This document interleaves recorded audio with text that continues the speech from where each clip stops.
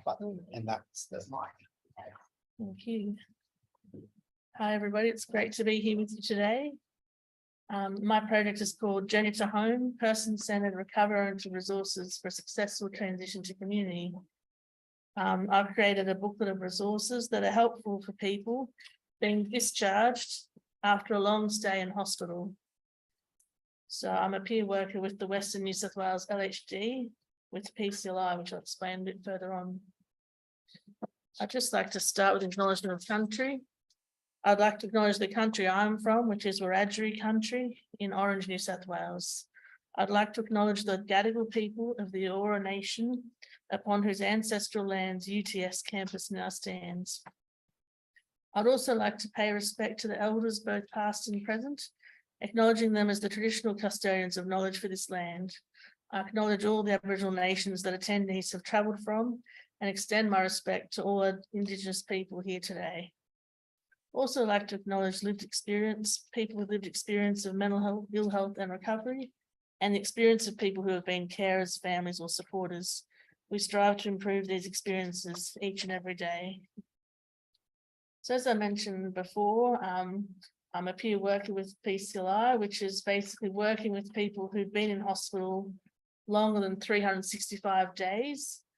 So it's a New South Wales Health State program. So every hospital in New South Wales that has consumers who have been there longer than a year, they get extra support from the PCLI team.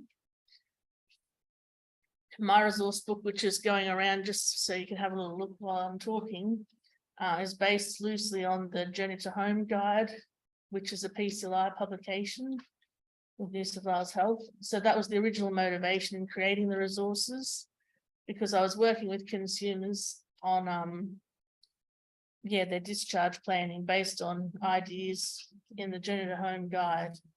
So I basically created resources to go with those ideas. The setting for this project, I've been working on Castlereagh ward since 2019. There's 20 adult male consumers. Probably at least about 2/3 of the consumers have schizophrenia, quite a few treatment-resistant schizophrenia. Then there's also a small number of bipolar, schizoaffective and other diagnoses, but the predominant diagnosis is schizophrenia.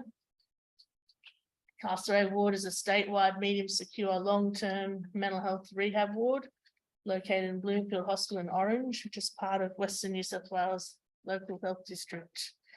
This photo here shows the entrance to the building where Castlereagh ward is.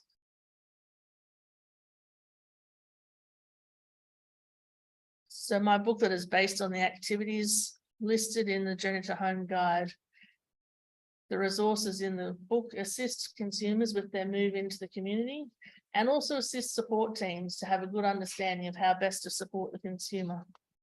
It includes tips from the psychologists and exercise physiologists, as well as other helpful resources. So it's not completely related to physical health, the whole book, but I'll just highlight the aspects that do relate to physical health. There's simple physical activity ideas, including bushwalks, walking in local parks, social sports, cycling tracks, kicking a football around, swimming and going to a gym.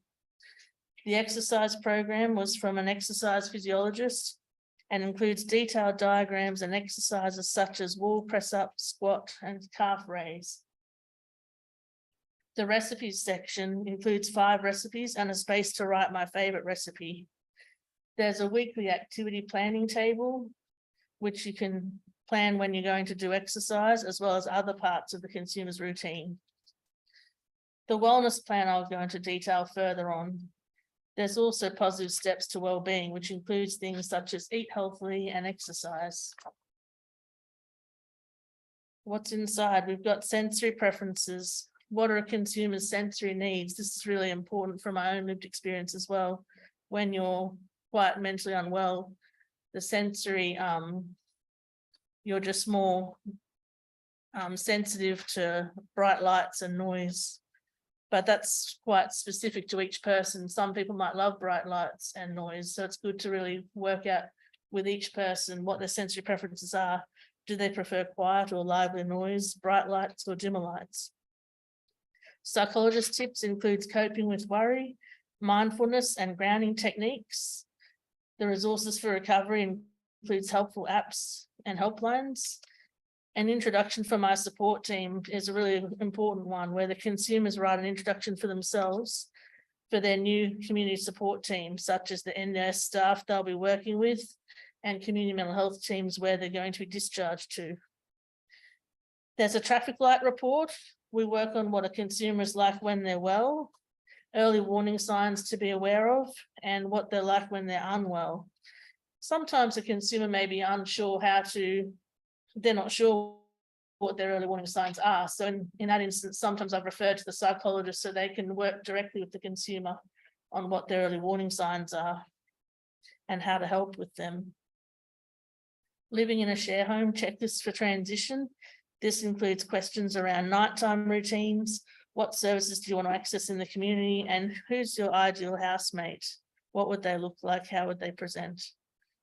An interest checklist and my favorite activities really help consumers think of their interests or activities they'd like to do in future and share these with NDIS workers and community mental health teams.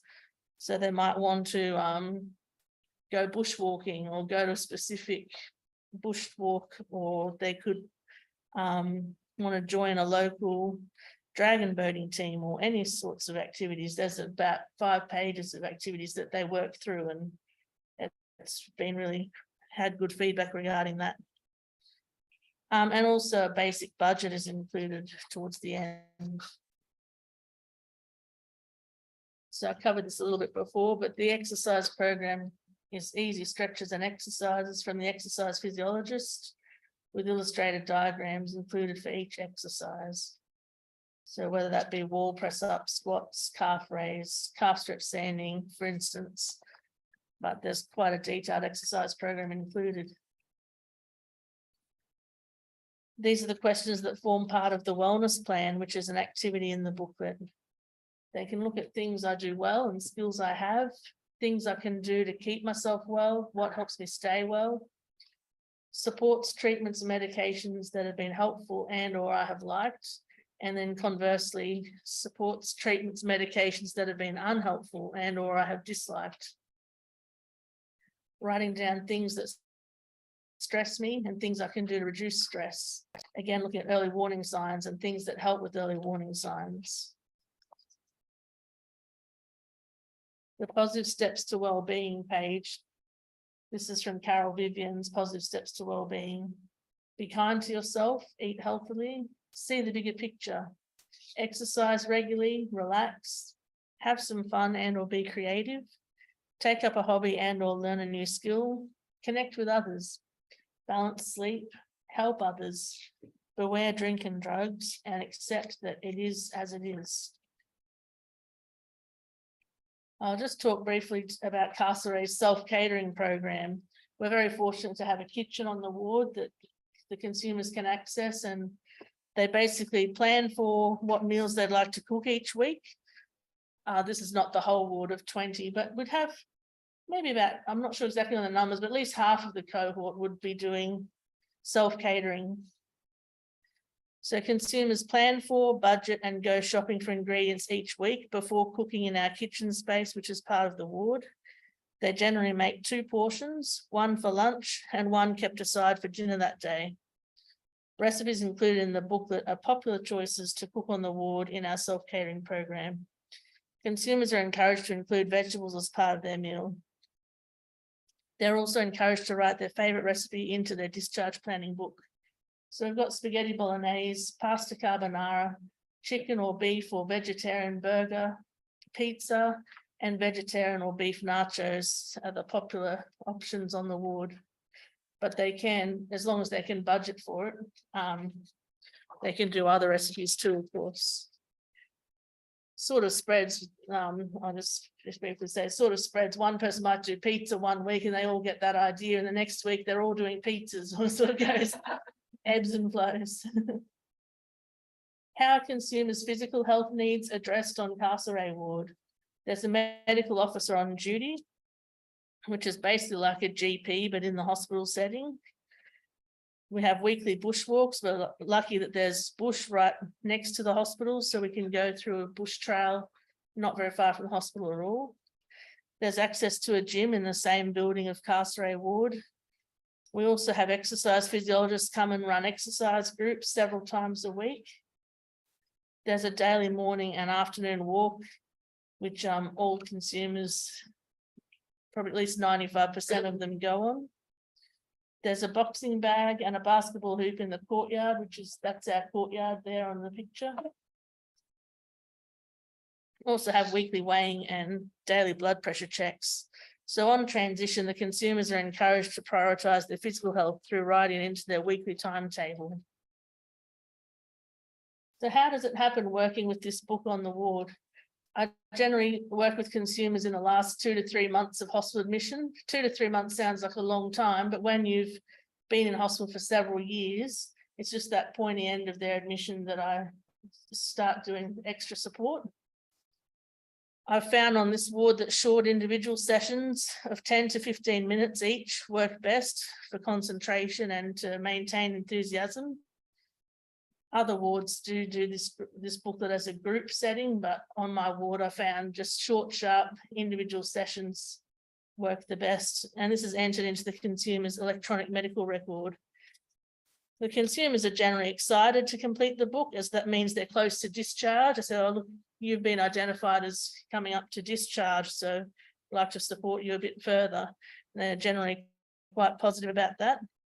I type up all activities into a Word document to be easily shared later with their consent. I give the consumer a copy of what we've been working on to go with their book, and also keep a copy. And then just in the last week or so before discharge, the team share with community mental health teams and their staff just prior to discharge, so they can have those great introductions and lists of activity ideas. So the results so far, there's been 8 consumers on the ward that have been involved with the booklet. 3 consumers, they completed the activities prompted from the Journey to Home guide, but it was not yet in its own booklet. 3 more consumers have discharged successfully, having completed the booklet, and we currently have 2 consumers who are current inpatients close to discharge who've also completed the booklets. They're just in the last few weeks of their admission. So far, none of these have been readmitted to hospital following discharge, but we're continuing using the book on the ward. Some feedback from some of the consumers. This consumer, well called consumer T, has the Journey to Home workbook been helpful to plan for transition to the community? He stated that it was very helpful. The sections that he found most helpful were introduction for my support team, my strengths and qualities, my favourite activities, wellness plan, and grounding techniques. How hopeful are you that you will successfully transition to the community without needing to come back to hospital? Very hopeful. And I asked, what was the best part about your admission to Castlereagh? And this consumer said the routine. One more consumer feedback. This person said it was moderately helpful using the Journey to Home book, but the sections they found most helpful was my strengths and qualities, activity planning table, my favourite activities, the wellness plan, grounding techniques, mindfulness, and exercise program. So that's really great.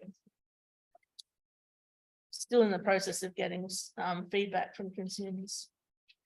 Some feedback from staff.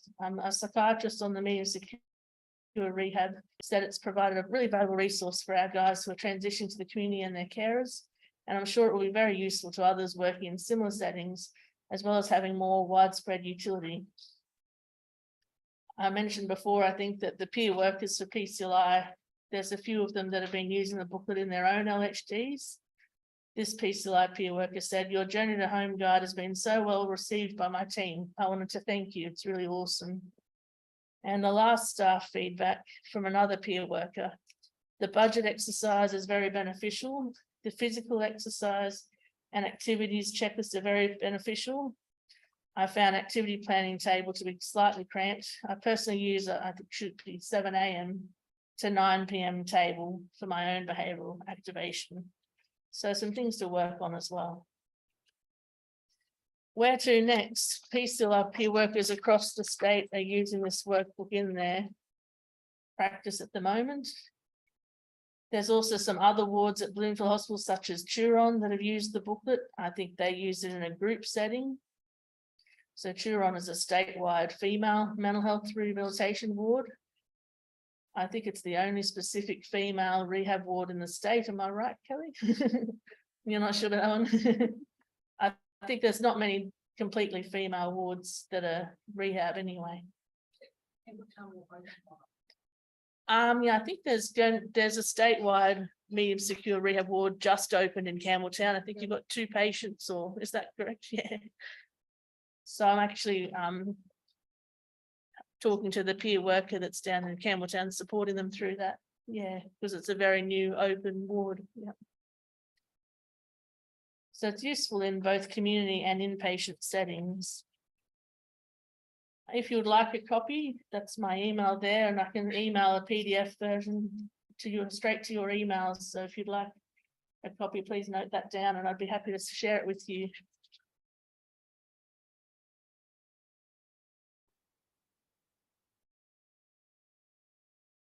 Yeah, everyone's got the email. Yeah. Just the references. So there's the references for what's used in the presentation. Any questions? Thank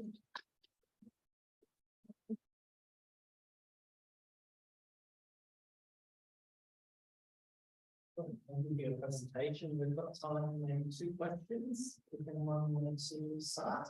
Here we go. Thank you. Very well done. It's nice to see the support that's being provided for us as we make that transition.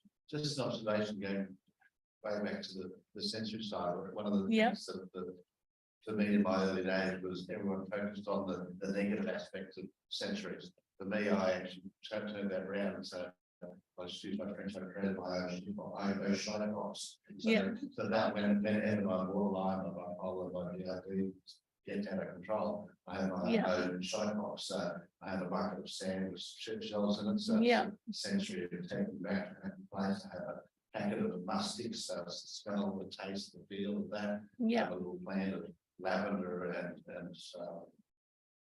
another plant which has gone out of my head. So I use all the different sensories. So when I feel the darkness and the demons are coming back, I go to my own shine box. So maybe just twisting it from the negative aspects of sensory, how do we use those sensories to be positive? Just it's being aware of the negative aspects and what to do to shift that around, like use your other sensory preferences. Thank you for that observation. Any question or comment?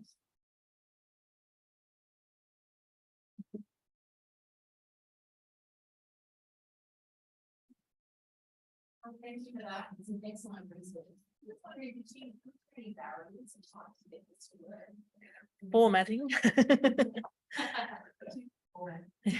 I had some help from my manager's assistant in like the overall formatting once I got to the point of putting it all together, because I had all these standalone resources, but I had help putting it all together, and formatting was a big thing. So I had help with that.